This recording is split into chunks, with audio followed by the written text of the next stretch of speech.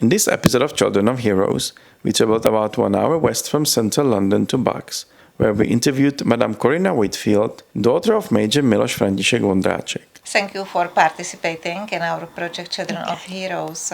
Your father served in the military in the United Kingdom during the Second World War. In fact, his escape from Czechoslovakia in 1939 was quite dramatic. It probably was, yes, and they came out as diplomatic staff and they were exchanged in Germany for diplomatic German staff, and then they came via Holland to London. And that's a photograph of the family there when they were being exchanged for diplomatic staff. Mm-hmm. So that's my grandmother, grandfather, my father and his brother John.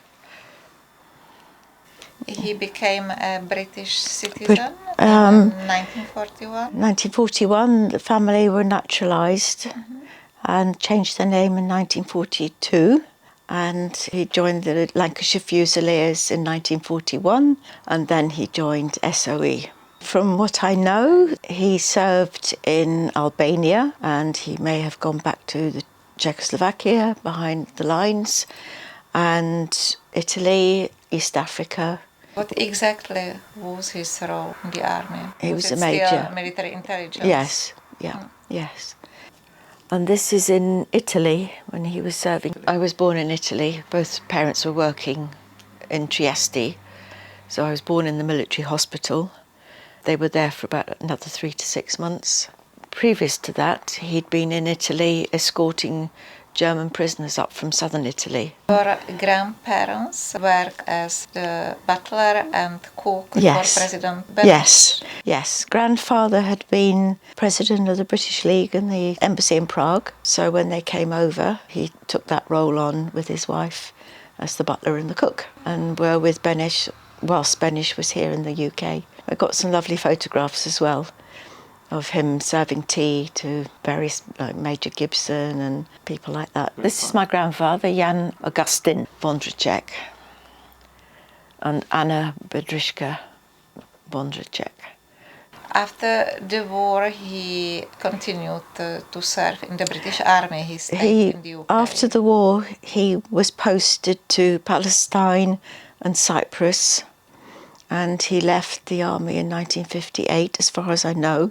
This is from the wedding in Kensington, St Jude's Church in Kensington, 1949. That's my mother, Dorothy, and my father, Miles.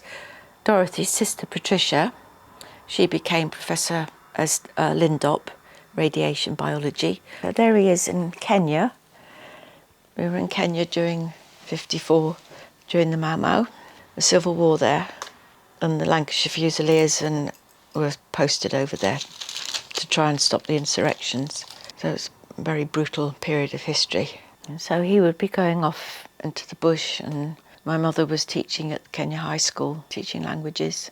So I think Africa had got into her bones by then. How many languages was she able to speak? French, Italian, German, Spanish, and a bit of Russian. Yeah, but she taught mainly French. He spoke 7 foreign languages. Yes. Including some very exotic ones. How did he manage to learn them? He just had that sort of brain, I believe. Serbo-Croat, Czech, Polish, Russian, Italian, Swahili, Turkish, and some others. And my mother was also multilingual, but I haven't picked it up at all. But having not grown up with him, I never heard Czech after the age of 4 or 5. And that's me dressed up. This is a period when I was living with father and his mother.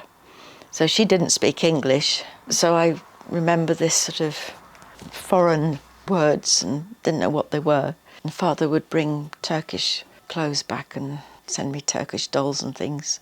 Given the profession of your father, you grew up without him. Yes. From your age of 4. 4. Was it difficult for you? And what about your mother? My mother and I, we went to live in Scotland for 6 years, and I think there was some contact with him from a little bit, but I didn't see him.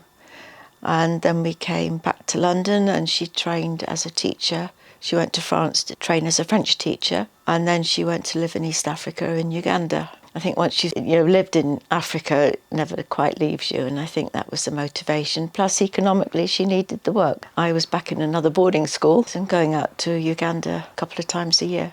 You lost contact with your father, but you never stopped. I never stopped. I never, ever stopped. I mean, yes, I had to put it at the back of my mind and never think about it, because nobody would talk to me about anything, about what had happened, what had gone wrong, why, this, that and the other. And being at my last boarding school, being a bit older, and there was a lot of stuff about the girls, you know, you haven't got a father sort of thing, and just sort of waiting for him, hoping one day, and just looking through phone books and just looking, you know, wanting to know, really wanting to know. And I trained as a counsellor and then finished that degree, and I thought, if I don't do it today, I have to do it today, I have to find today. So I went to a private detective who came up with 2 names, said, go knock on the door, and that's what I did. Knocked on the door, and I watched him walking through the garden, and I just knew it was him. So, yeah. When was it? After how many years? 37 and a half years. Yeah. Yes. What was it like for both of you? For me? After so many years. Yes. Well, he said to me, what took you so long to find him? And he said something along the lines that he'd done everything he could to protect me when I was little. And just those words healed that physical ravine in my chest. And that was the most powerful thing I've ever had. So it just healed it. And so after that, on that day, I was looking at his thumbs, and we'd got the same thumbs and all that sort of stuff. And then he made a couple of phone calls, and he was ringing his sons up, telling them their sister had come home, and they knew nothing about me. I knew nothing about them. And so it was a bit of a shock for everybody. And then he came to West Wickham, and he met my husband and the 2 sons, and he ran around West Wickham Hill with them. The day that he came, I met the boys, Barney and Joel, and we went for a walk, and we came up here. So you've got the church, and then there's a big sort of cemetery all around it. And then at the front is the mausoleum where the Dashwoods are buried. They ran. He and the boys ran all the way around here. And I think that was just such a lovely thing to see and be part of. And it was, I'll never forget that. It was very special. And then shortly after that, he decided he didn't want any more contact. I think by then he was becoming ill. And he died in 2003. And I didn't see him until he was finally passed. So that was hard. Yeah. What is your profession? I was a therapist, mental health counsellor, and I've been a care worker with the elderly with dementia. I've done all sorts of things, really, been a cook and a shopkeeper and all sorts of things. And then my husband had dementia for 15 years, so I looked after him to the last 18 months or so. You are a trustee of a charity? I am, in India. What does this charity do? Yes, it's called Room to Learn, and it's based in Kalimpong in West Bengal in India, top right-hand corner.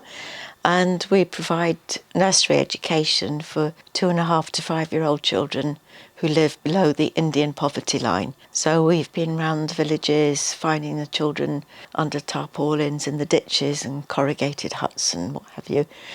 But they have to meet the below poverty line criteria. So we started off with 20 children.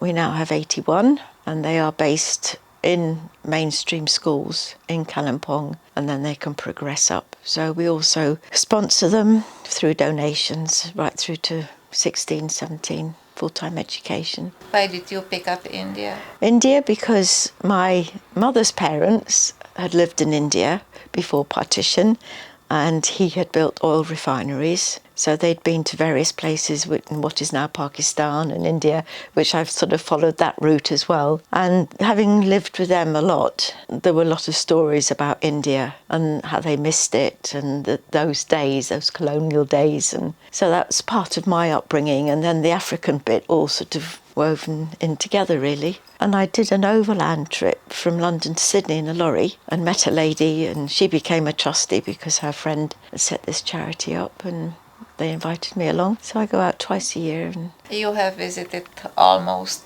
80 80, countries. almost 80, yes. Yeah. Yes, Is it your big passion?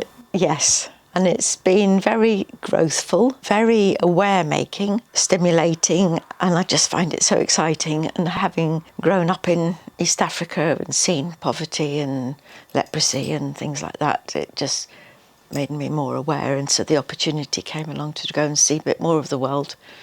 And it's just been wonderful. Do you have one favorite? Not particularly, but in my heart there's Alaska because it's just so beautiful and it's such a challenge living there. And I like empty spaces, so Mongolia, and so lots of places are favourites, unfortunately. So there's no one particular one. I would like to go and spend some time in the Czech Republic and experience it properly. I've only visited Prague twice, and that was to take my grandparents some of their ashes back and sort of return them home.